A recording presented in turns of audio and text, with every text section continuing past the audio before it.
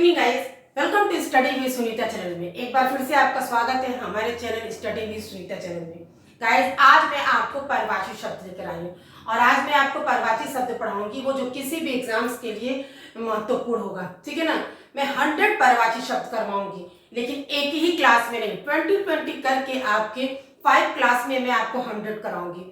उसको आप देखिए, 100 में से मैं आपसे आपको 5-7 जो जितने भी आपके परिभाषित शब्द एग्जाम में आते हैं वो आपको मिलना श्योर है। मेरा आपसे वादा है कि उसमें से मिलेगा ही मिले, क्योंकि 100 करवा रही है तो 100 में से तो मिलना ही मिलना है, ये तो है ही। ठीक है ना। और एक ही क्लास में 100 करवाना पॉसिबल नहीं है, क्योंकि मैं तो करवा दूं और आपको पढ़ना बस एक ही बार, आप पूरा वीडियो भी नहीं देखेंगे नहीं। इसीलिए मैं 20 करके आपको पढ़ा के समझाऊंगी, तो आपको अच्छे से समझ में भी आ जाएगा और उसको पूरा देखेंगे भी, पढ़ेंगे भी। ठीक है ना। और ये मेरा आपसे पूरा वादा है कि आपको इस 100 में परिभाषित में से आपको एग्जाम में किसी भी जो भी एग्जाम दे रहे हैं उसमें से आपको परिभाषित शब्द मिल जाएगा। इसलिए मेरा पूरा वीडियो यानी कि 100 का ये 5 क्लास आप जरूर देखिए। ठीक है ना। चलिए देखिए,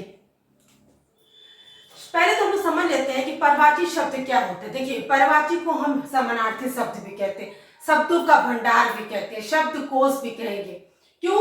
देखिए, परिभाषित शब्द जो भी दिया रहेगा, इसके जितने भी समानार्थी शब्द, सबका अर्थ एक ही होता है। देखिए, कहाँ कैसे इस्तेमाल होता है ये अलग है, लेकिन सबके अर्थ जो होते हैं वो एक ही होते हैं। जैसे देखिए, किसी शब्द के समान अर्थ वाले अन्य शब्दों को ही हम क्या कहते हैं? परिभाषित शब्द या समानार्थी। कभी कभी एग्जाम में परिभाषित शब्द न पूछ के समानार्थी शब्द पूछता है, तो इसका मतलब भी वही है। यही समझ जाइएगा कि हमको समानार्थी परिभाषित शब्द ही है। ठीक है ना। चलिए एक एक करके पढ़ते हैं। अनुचर। ठीक है, अनुचर का क्या होगा?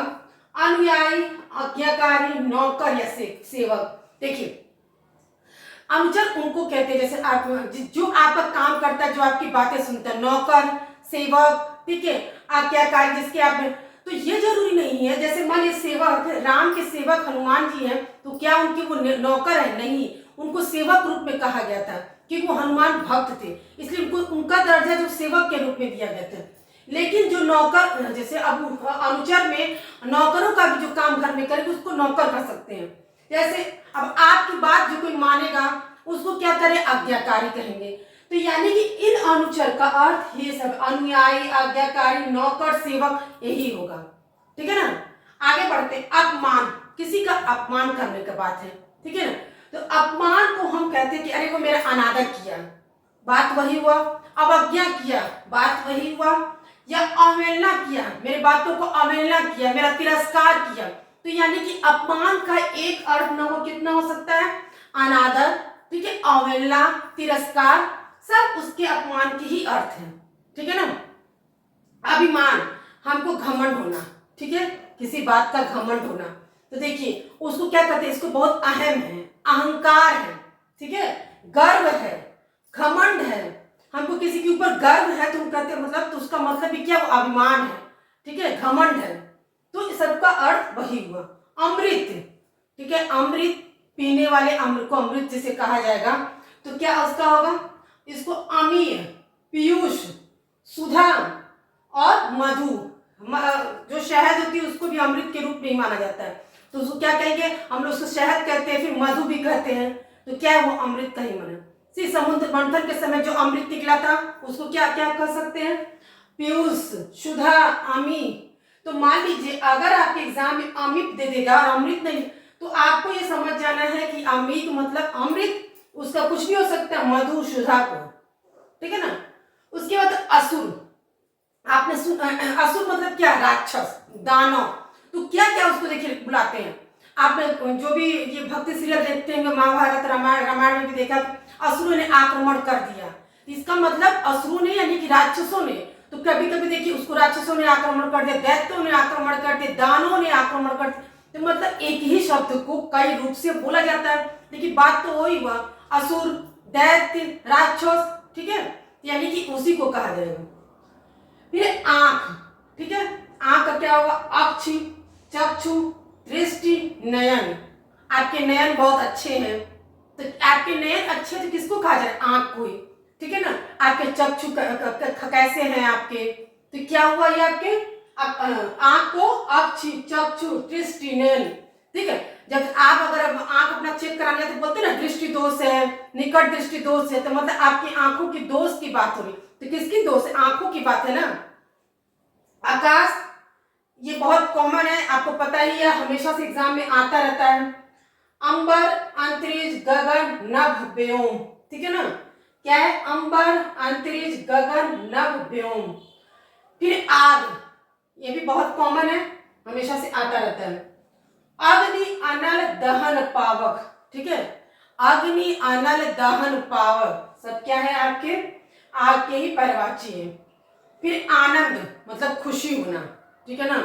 मुझे बहुत आनंद हो रहा है, आनंद मिल रहा है, यानी कि खुशी मिल रहा है। उस खुशी को हम क्या क्या और रूप दे शब्द से बोल सकते हैं? उल्लास, ठीक है, खुशी, प्रसन्नता, हर्ष, सबका मतलब क्या होगा? आनंद। अरे हर्ष की बात तो बहुत खुशी की बात, उल्लास की बात खुशी की बात, ठीक है। इच्छा, इच्छा मतलब भी वही अभिलाषा, मेरी अभिलाषा है कि आप बहुत अच्छे नंबर से पास हो जाएं, ठीक है। मेरी अभिलाषा है कि मैं अयोध्या घूमने जाऊं, तो क्या मतलब? मैं अगर ये बात बोल रही मेरी अभिलाषा है कि अयोध्या घूमने, मतलब मेरी इच्छा है। इच्छा का मतलब क्या? अभिलाषा, आकांक्षा, कामना है मेरी, ये काम कर लूं, ठीक है ना। फिर चाह, मेरी चाह है, तो सबका मतलब कहाँ से आता है? इच्छा से। फिर इंद्र, भगवान इंद्र की बात हो रही है यहाँ पे, ठीक है, ये भी बहुत इंपॉर्टेंस है। देवराज बोला जाता है ना, जब आप रामायण देखते हैं तो बोलते हैं देवराज इंद्र आ गए, ठीक है। तो देवराज उनको बोला महेंद्र, सुरपति, पुरंदर, ठीक है ना। देवराज, महेंद्र, सुरपति, पुरंदर। देखिए गाइस, ये आपके कुछ पर्यायवाची शब्द थे जो आपके लिए बहुत इंपॉर्टेंट है। मैंने कहा भी आपसे कि 2020 में लेकर आपके 100 कराऊंगी, जो आप 100 में से आपको तो इतना है ही कि किस कोई भी एग्जाम देंगे आप पढ़ेंगे तो आपको मिलना ही मिलना है।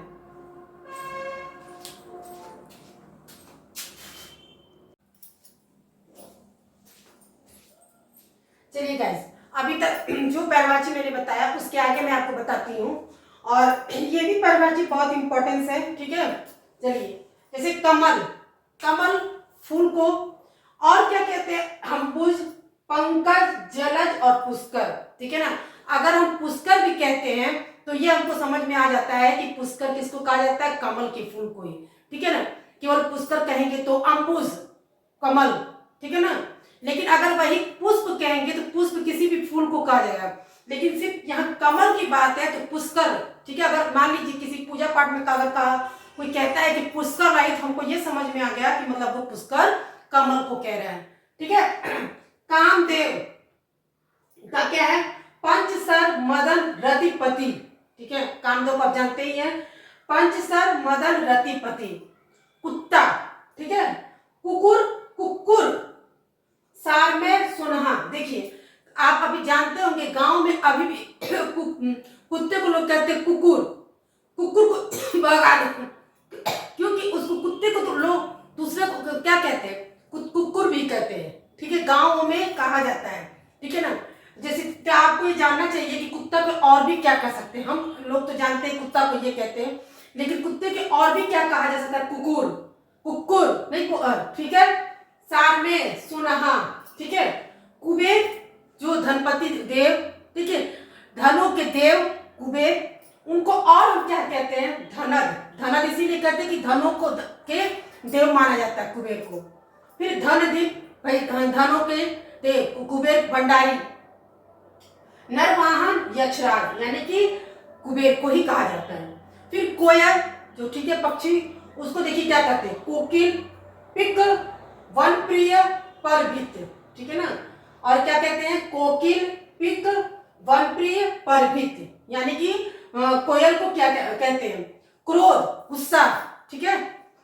कहते हैं हम लोग कि तुम क्यों इतने आक्रोश में हो, मतलब क्यों इतने गुस्से में हो।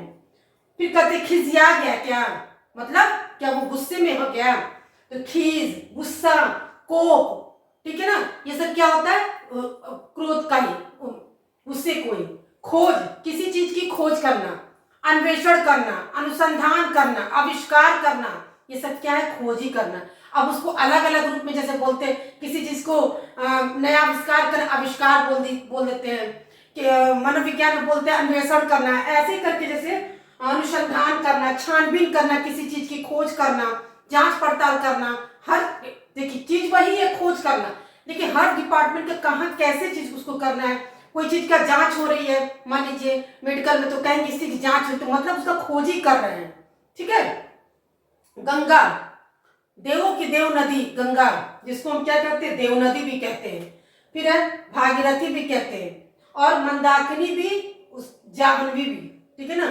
तो गंगा को और क्या कहते हैं, देव नदी, भागीरथी, मंदाकिनी, जाह्नवी। ठीक है।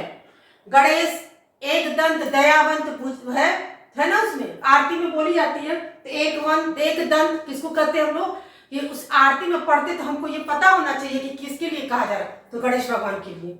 ठीक है ना। गज वदन उन्हीं को। गणपति, ठीक है, गणेश कहिए चाहे गणपति कहिए, जब उस पर पूजा होती है गणपति की पूजा, तो लोग गणपति पूजा कहते हैं।